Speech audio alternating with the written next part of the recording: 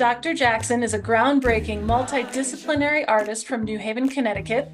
A singer, scholar, and vocal pedagogue, she excels in both the classical and jazz aesthetics. She earned a Bachelor of Music from the University of Michigan, a Master of Music and Artist Diploma from Yale School of Music, a Professional Studies degree from the Manhattan School of Music, and a Doctor of Musical Arts degree from the University of Connecticut. She brought all of her talents before a worldwide audience in 2011 when she performed on America's Got Talent as the Necessary Diva, the opera singing bodybuilder. Dr. Jackson is an assistant professor of voice at Hampton University, one of the nation's most prestigious historically Black colleges and universities. We're thrilled to introduce her and welcome her to the Alfred family. Dr. Jackson, thank you so much for being with us today.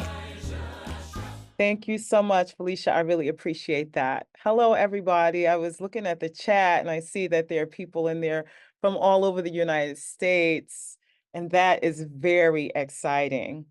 So this is soulful singing, singing to express, not to blend. Thank you for choosing to be here with me today on April the 30th, 2024. I cannot believe we're already at the end of April. You could have been anywhere else, but you chose to be here with me, and for that, I am grateful. I desire to begin this presentation with a question. I prefer interactive presentations, so feel free to drop some thoughts in the chat, and maybe we'll get around to them eventually. So let me just begin. When you think of the term soulful, what does it imply to you? Is it a feeling or a manner in which to express a feeling? When you think of the term soulful or soul, what comes to your mind? Share that with me, but I'll share some of my thoughts. I think about gut level connection, feelingful, spirit filled. I see somebody here said passion. I love that. Human, I think, life affirming, unfettered, free, um, fearless.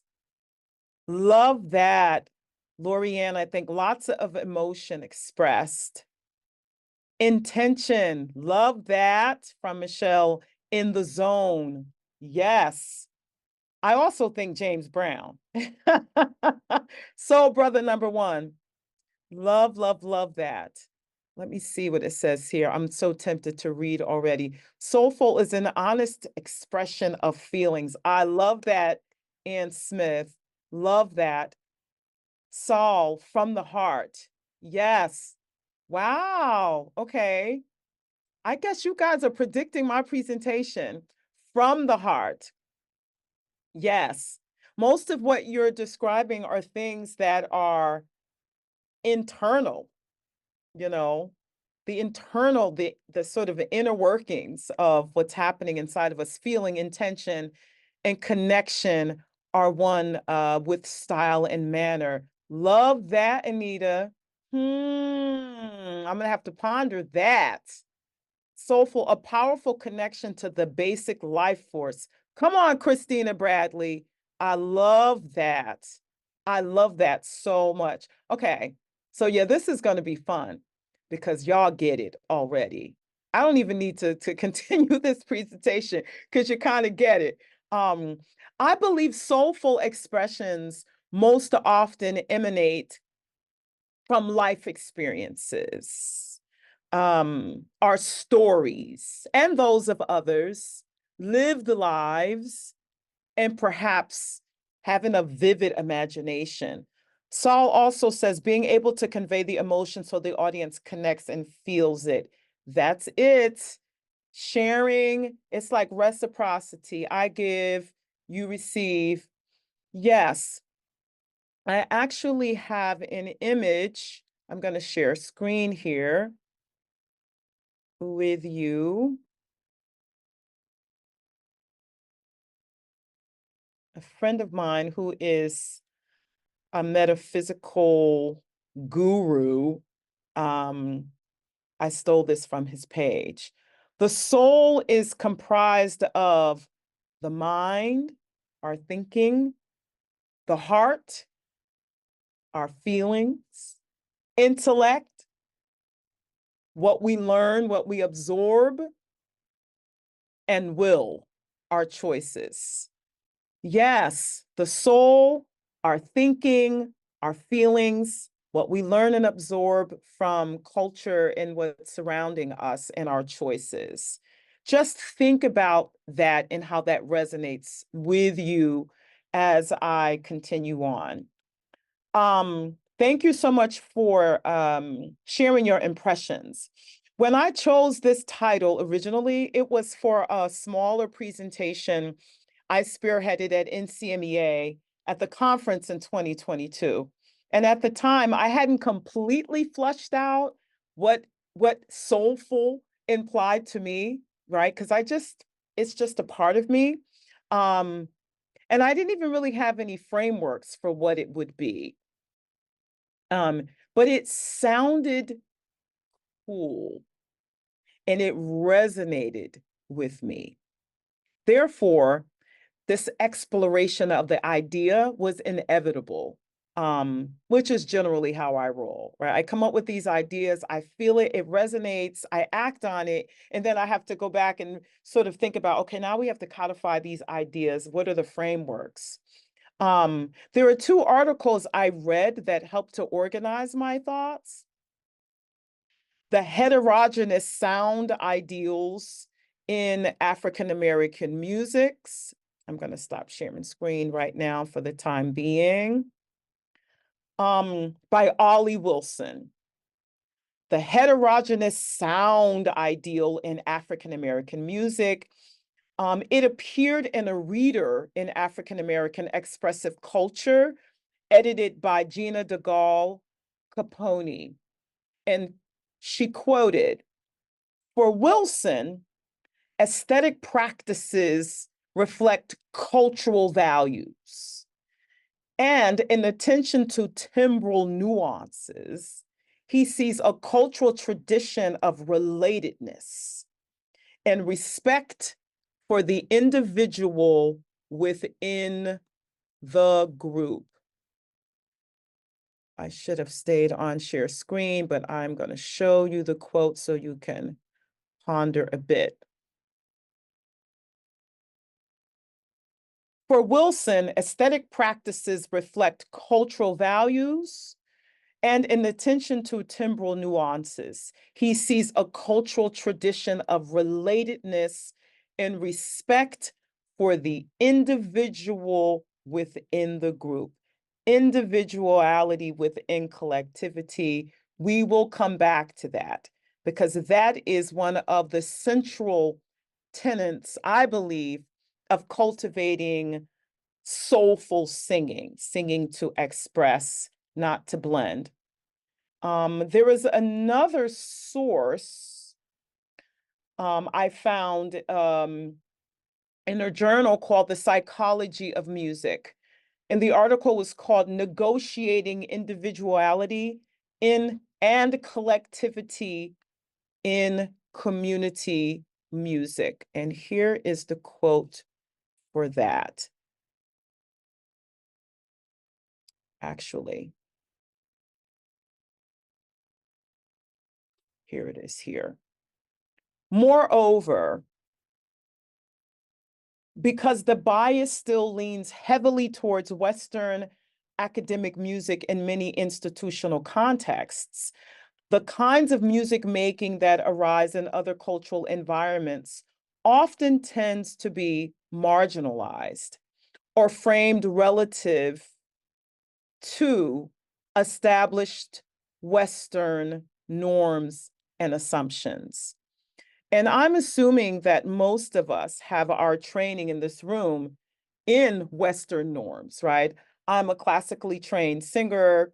I have 5 degrees in vocal performance, and I can have conversation about the first and the second Viennese schools and all these different practices and performance practices founded in Western norms, right? But I also grew up in the Black church tradition, and I'll talk a little bit about that later on. And that juxtaposition has been something that has informed how I teach, how to balance those two things. Accordingly, it has been argued that emerging collaborative and improvisational pedagogies have a great deal to offer as they could help in negotiating difference, fostering collaboration, and aid in stimulating trust and shared forms of social understanding. Really profound. Now, what are those characteristics that define who we are as trained Western musicians and educators, right? Great sight singers, right? Our rhythms are perfect. We know a lot about the different, you know, periods in Western culture and Eurocentrism when it comes to Baroque, the classical period, the Romantic period, and post-Romanticism, and so on and so forth. Most of our knowledge is based in those practices, right? But Ollie Wilson writes in another article, composition from the perspective of the African American tradition. I found it in the Black Music Research Journal. The performance traditions of ragtime existed before Scott Joplin and his contemporaries wrote this music down. The fact of notation obviously had an impact on Joplin's compositional thought, right? And he sold lots of sheet music and influenced his concept of music. You know, but his work retained the essential qualities of ragtime tradition that existed before notation. I will pull up that quote as well for you to see. This music did not occur within a cultural vacuum, right? So there is again this juxtaposition between the written matter as opposed to the culture, the performance traditions. And I know with me that was always a conflict for me, to be quite honest. It was always a conflict growing up in the Black church tradition and studying classical music at the age of 11 and 12 years old, learning how to integrate what I learned indigenously into what I was learning on a printed page was always conflicting. I figured it out, but it was a conflict for me. But you know, before I delve into the meat of my presentation, I would like to share a story with you. I am a new author of a musical composition recently published by Alfred Music. And how it came to be is purely by chance and experimentation. When I was a professor at Western Carolina University, I directed a commercial ensemble. And many of the students prior to working with me spent a significant amount of time in traditional choral spaces, adept at sight reading and perfect rhythm making and blending tones. And it was my desire to provide a different learning experience for them, in part due to what I felt was a lack of connection to their bodies, an absence of heart and conviction, or just a gut level relationship to the music. Therefore, I decided to teach them a traditional song orally, a song I learned by ear as a young girl in the Black church tradition, in the Black Pentecostal church tradition. Now, I did not provide them with sheet music. I transcribed a bass line for the pianist.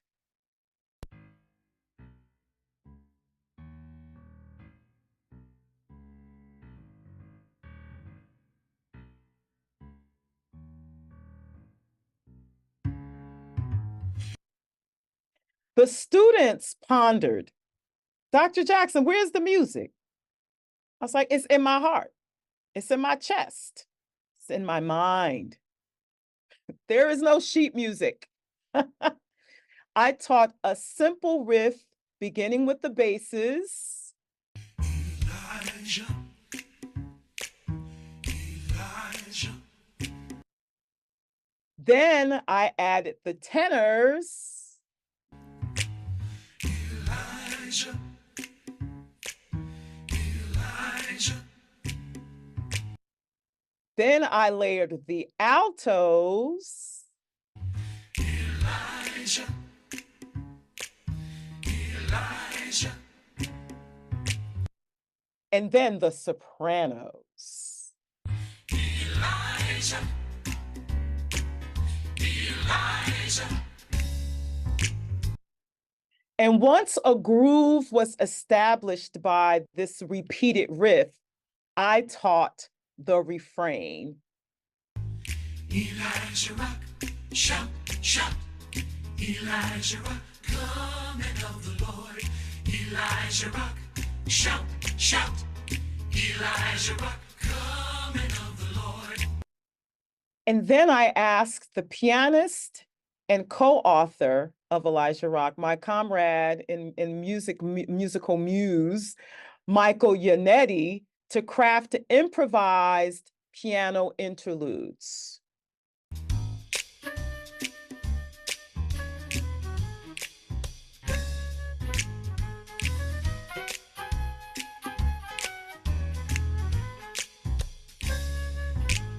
Elijah, Elijah, Elijah.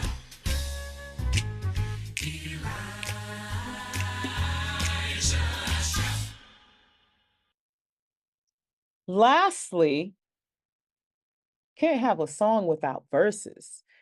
Therefore, I taught the verses as I recalled them to be. Now, I learned this at 11 years old, right? Which resulted in a composition.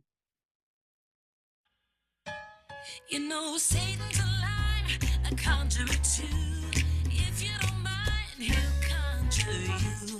If I could, I surely would stand on the rock where Moses stood. Elijah rock, shout, shout. Elijah rock, coming of the Lord. Elijah rock, shout, shout. Elijah rock, coming of the Lord. And so this piece was born literally by me just feeding the parts to the students. Now, when we were invited to perform at NCMEA at the NCMEA conference, the North Carolina Music Educators Association conference in 2022, we knew Elijah Rock was going to be a big hit, right? It was well received. And when I posted a snippet on my socials, it was noticed by an associate from Alfred Music, who I think is on this webinar, which I'm so excited about, and asked if I was interested in transcribing it and perhaps publishing it. And I was shocked because I didn't set out to create a published work. You know, the intention was just to teach students to sing soulfully, right? And then the rest is history. You know, it was recently published, maybe about a little over a month ago. The mode of teaching was a devised method, sort of an improvisational pedagogy. The outcome was inclusive, collaborative, and extremely expansive, because it did expand my palette and thinking like, now am I a composer? Am I? My students, you know, were all confused, like, why and how could we possibly learn something that quickly and fall in love with it in a way that they had never experienced before? And certainly not in a learning institution. It was collaborative in that everyone was in the same confused state in the beginning. Where's the music? Dr. Jackson, where is the music? And I kept saying, music is not sheet music. That's not music. The music is in my chest, it's in my soul, and I'm about to feed it to y'all, and y'all gonna do it, and it's gonna be great. Inclusive because the piece was accessible to everyone. You know, it mattered little if you were a sight singing whiz or if you struggled in theory class. Everyone was waiting for their parts to be delivered to them. Expansive because, for the reasons aforementioned, my professional life burgeoned completely after that. And my reach has increased because I believe I defied the norms. You know, change will not always resonate with all, but if the students are feeling the fire, then we ought to light that match. This is the essential purpose of soulful singing, to reinvigorate singers from the inside out. That's really, truly what it is about. The choir director in the Black Pentecostal church experience, as I witnessed, conducted in a very non-traditional way, absent of carefully placed beats and perfected metered patterns with the baton. But alternatively, the entire body projects the energy and the spirit of the music. Like dancing, you know, where your feet is giving small hints of rhythmic thrusts of the song, and sometimes pivoting toward the audience, encouraging a little bit of participation, call and response, right? You can't respond if you don't hear the call. And it was culturally ingrained in me that music making is a soulful experience. It was just there before I learned, you know, it was already ingrained in me that music was something that had to be felt. In the Black church, the emotional outpouring and impact of worship is rooted in field hollers and gospel and the blues and spirituals. The plight and lived experiences of African people, excised from their familiar environments, are inextricably linked to the way music was performed, right? And the uniqueness of indigenous music and folk musics is, in its inherent way, deeply connected to existence, to our cultural sensibilities. Conversely, this one aspect goes underrepresented in traditional Western American musical spaces. And it's not just the music, it's the connection to it that matters. And I will speak about how to break through and construct sort of this connective tissue from our souls to the music. So now, what is soulful singing? Soulful singing, I believe, is employed by an improvisational pedagogy that is wholly based on cultural awareness. And might I add, sort of a metaphysical connection to our first memories of singing. For me, it was church. Holy Ghost fire baptized church. Shouting, stomping, singing.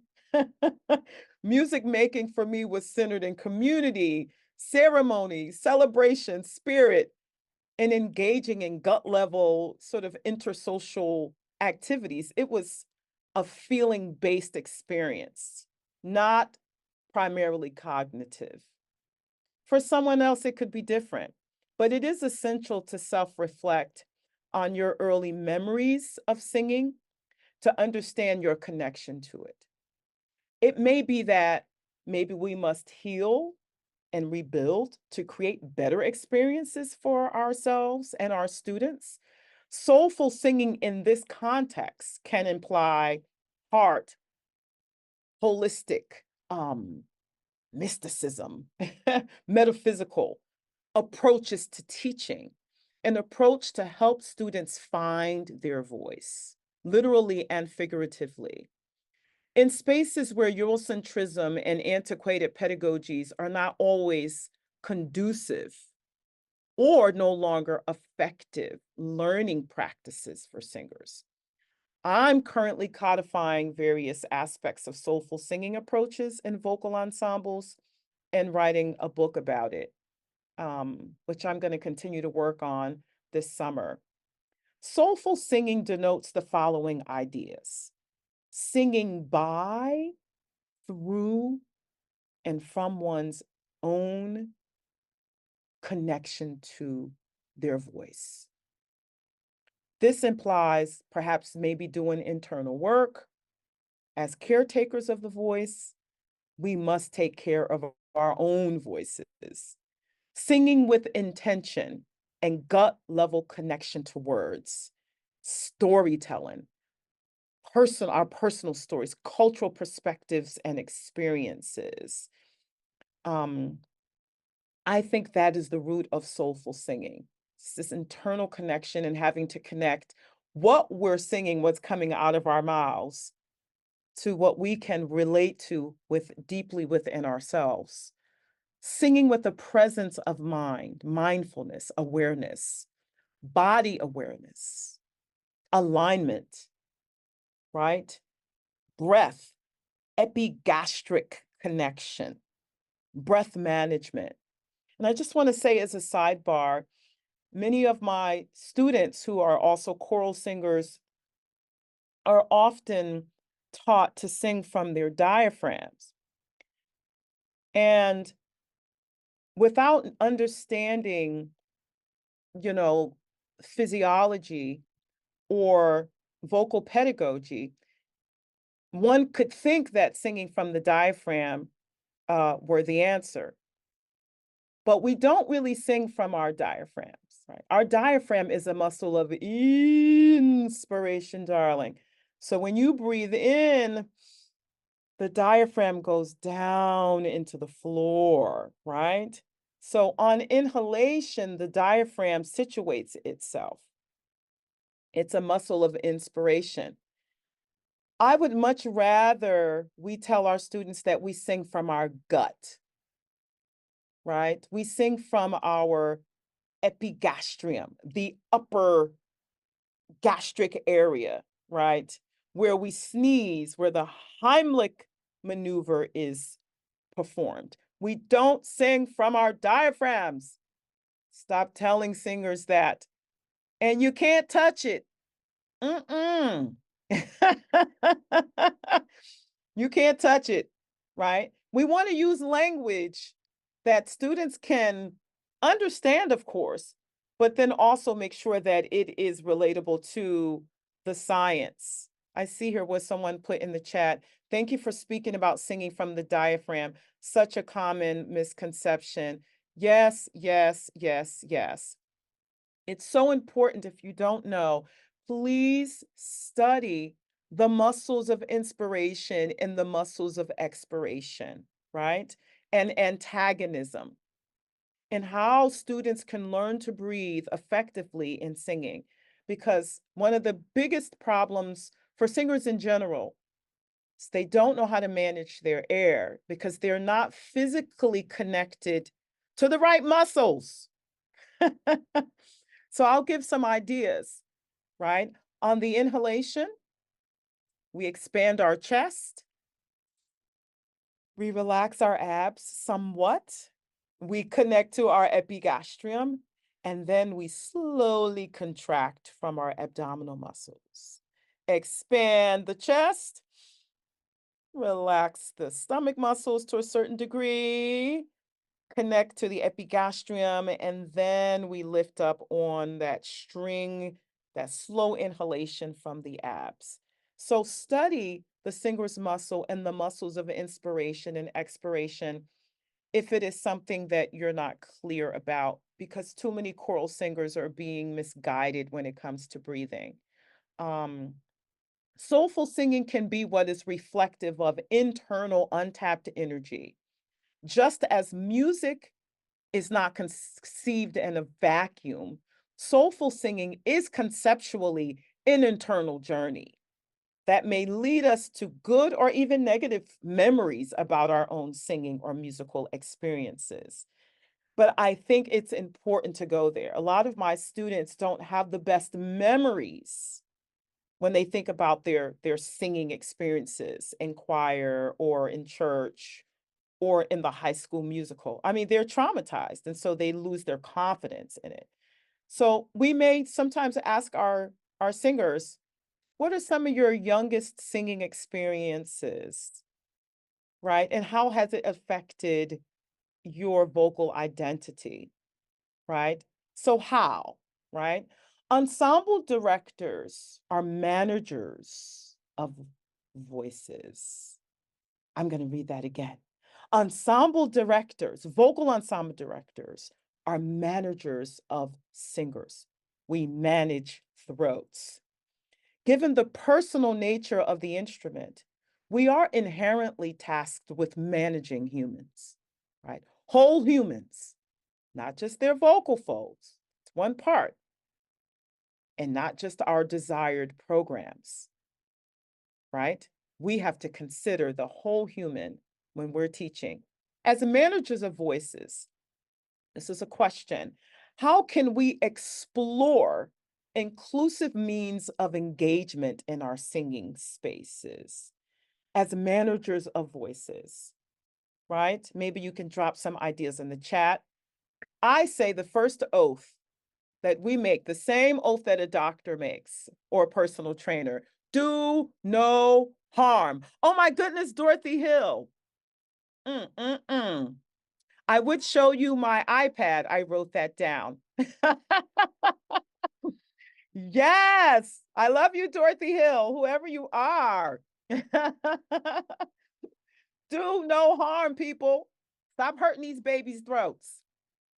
As a voice teacher, I'm often having to mend their voices due to a lack of attention to vocal hygiene in singing groups of all kinds, whether it's gospel or classical or a cappella or musical theater. Y'all got to take that oath, because I have been fixing choral throats for 30 years. And it's not fun. Um, how are singers feeling before, during, and after the singing process? After rehearsal, ask them, how y'all feeling today? During the singing, how did that feel when we did that phrase again? After rehearsal, how do your throats feel? Are you tired? Why are you tired? Why do you think you're tired? Let the students tell you what you might be doing wrong, because they know, but they're never asked. We have to care. And if we don't ask, then we're not practicing do no harm. Choose repertoire based on the voices you have. Woo! Cue the shout music. Choose rep based on the voices you have. Okay? Otherwise, young voices will become worn, and it alters their understanding of themselves and their voices. When they aren't capable of giving you what is being asked, they feel completely insecure and they lack confidence, right? Yes, Samantha, ask, ask.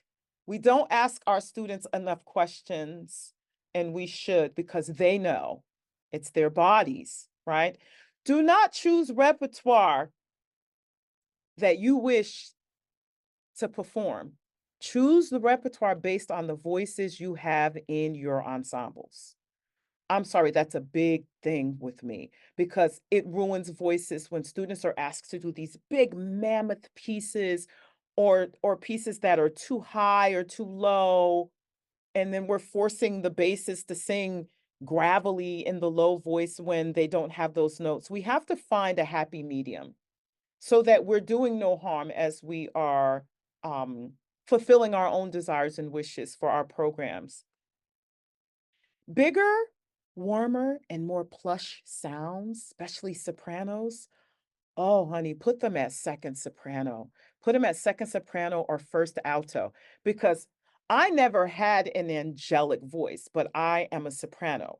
So I couldn't blend with Susie Q. I couldn't blend with her. She had a beautiful, angelic, blendy voice, and I had this big, warm sound. I studied my undergraduate studies were at the University of Michigan, and I studied with Jerry Blackstone, Dr. Blackstone. I don't know if you know that name, but he made choir so much fun for us. And he had these big, beautiful gestures. He sang as he conducted, but he would place the larger voiced sopranos at second soprano. And that's when choir became enjoyable for me. And I felt like I belonged there and I was not harmed as a singer. So that's important. And that means you have to learn how to identify voice types correctly. Where are the breaks in a singer's voice? Where is their voice breaking off, right? Because that can determine sometimes where you should put them in your choirs. Okay, that's very important. And then if you have to have a soprano to drop down to second soprano or alto one, please express to them that being soprano one is not more glorious than any other part. And that is not a judgment on them. I don't know where this comes from, right? But please express that to them, right? That it's not more glorious, that you just want them to be comfortable when they're singing. Um, and again, just be sure to learn the basic tenets of the singing process, right? The breathing, generator, phonator, your vocal folds and the functioning of your vocal folds, your primary resonator, right? Your paranasal sinuses, and your articulators. I'm going to share screen now because I want to talk a little bit about resonance.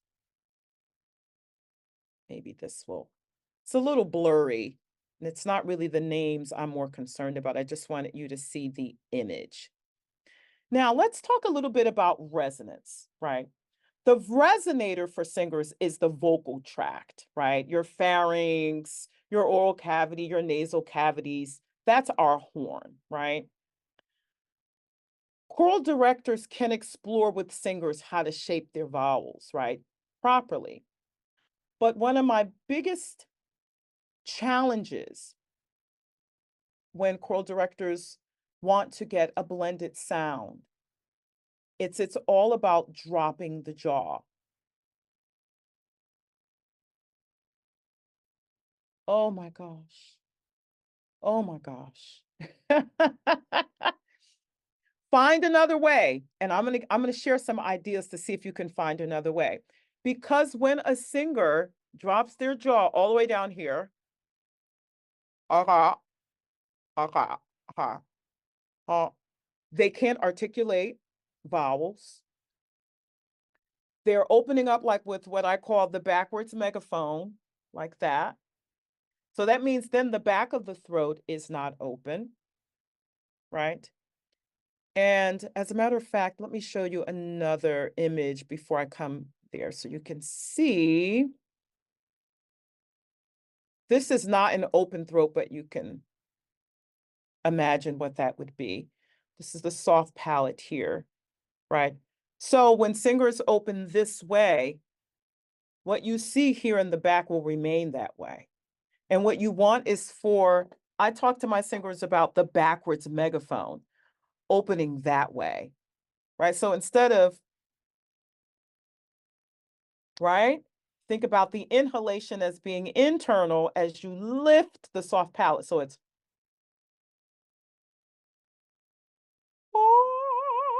so you open the back of the throat instead of having the singers do that.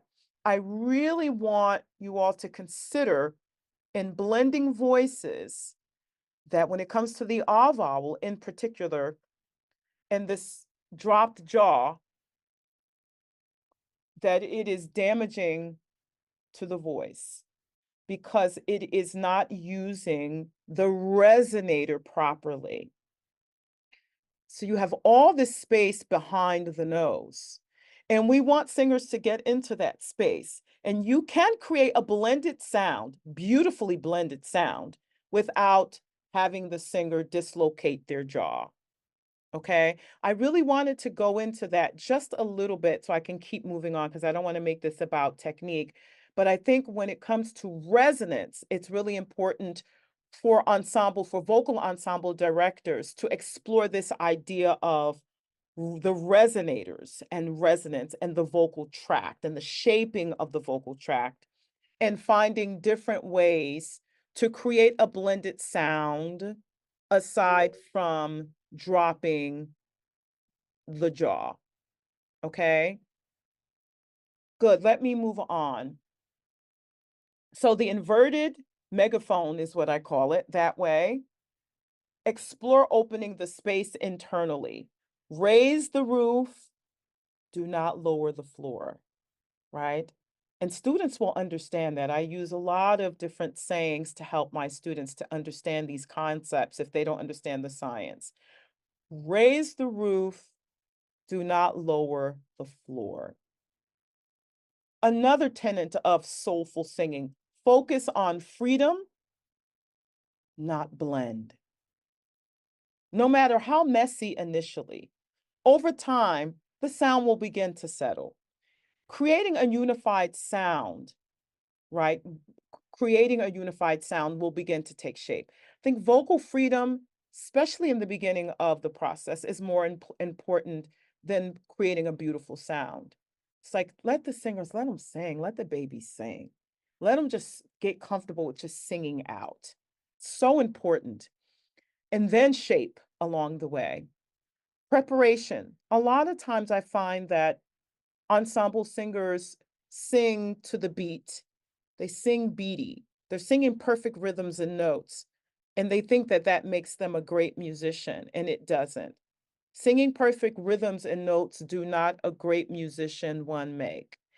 And they need to understand that. We want to cultivate musicians, not machines. So I think it's really important as they are learning to sight sing and all that, to stress the idea of expression in addition to that. Experiment with different, devised methods, sort of experimental pedagogies.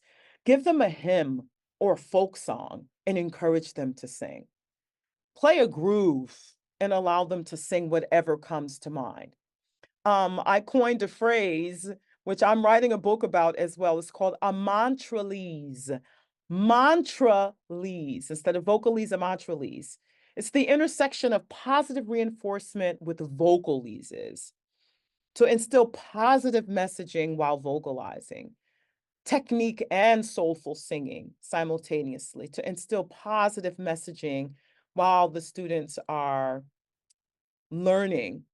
One of the mantraleses that I taught my students, and the phrase I used was mediocrity is whack. So it goes like this. Mediocrity is whack. Mediocrity is whack. Mediocrity is whack.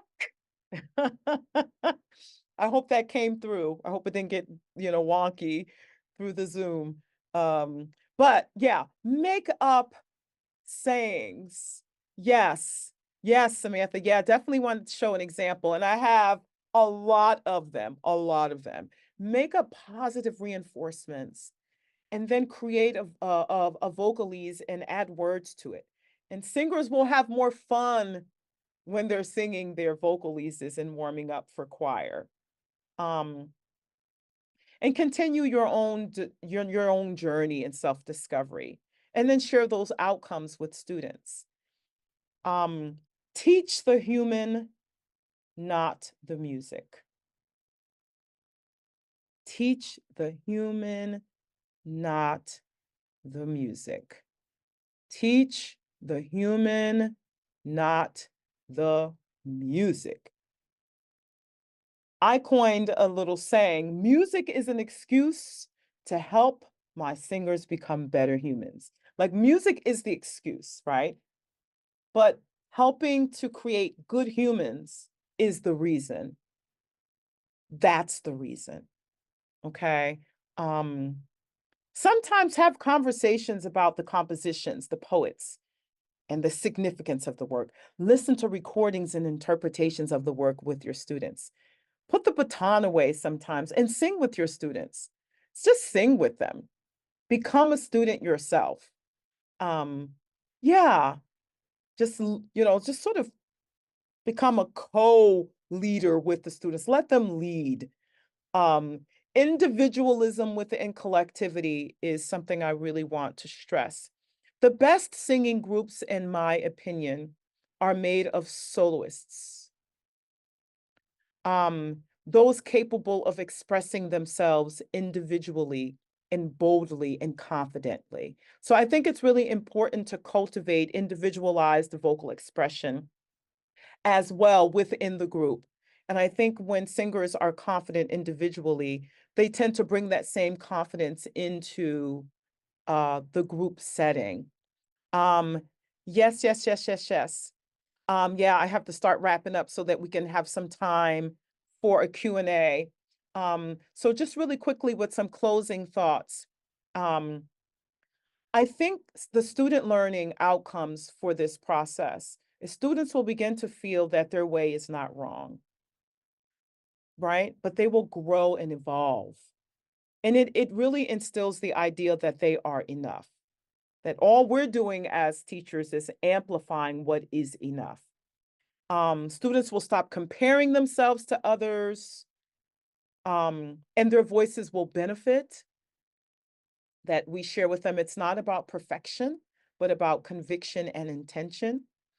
Um, I think the lesson gained when I deviated from traditional methods, um, it disassociated me from the usual manner of teaching, and I found a distinction for myself.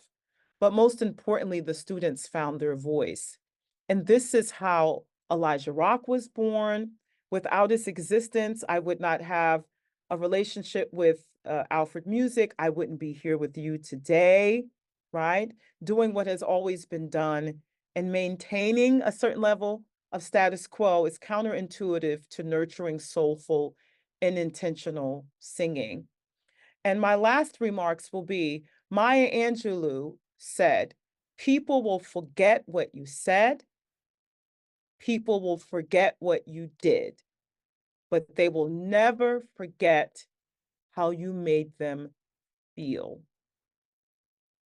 It's been a really wonderful pleasure, this presentation, and I hope that you gained something from it. I have so much to say and I'm so passionate, so I hope you benefited. And now I would love to answer some questions. Thank you, Dorothy Hill. Thank you so much.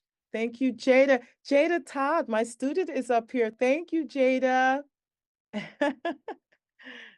Dr. Jackson, I do see one question for you so far. This is from Sarah, and she asks, my students sing beautifully, but often don't show this on their faces and body.